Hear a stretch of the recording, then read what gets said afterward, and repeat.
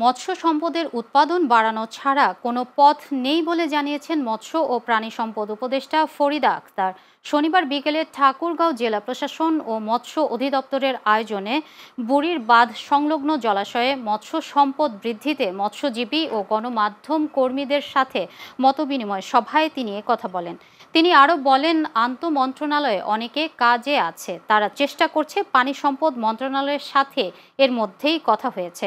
আগামীতে একটি পানি পরিষদ গঠন করা হচ্ছে। জেলা প্রশাসক ইশরাত ফারজানার সভাপতিত্বে সভায় বক্তব্য রাখেন মৎস্য ও প্রাণী সম্পদ মন্ত্রণালয়ের সচিব আবু তাহের মোহাম্মদ জাবের, মৎস্য অধিদপ্তরের ভারপ্রাপ্ত মহাপরিচালক ডক্টর আব্দুর রৌফ ও জেলা মৎস্য কর্মকর্তা আরাফাত উদ্দিন আহমেদ সহ অনেকে।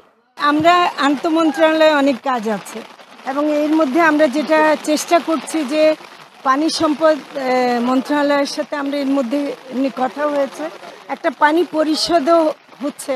তো সেখানে আসলে খননের ব্যাপারটা যেগুলো আছে, আমরা দেখছি যে অভয়াশ্রমগুলো অনেক জায়গায় খনন ছাড়া সম্ভব না, তো সেটা আমরা করব। আরেকটা যেটা হলো যে খনন প্লাস অভয়াশ্রম আরও বেশি গড়ে তোলে মৎস্য সম্পদ বাড়ানো ছাড়া আমাদের কোনো পথ নেই।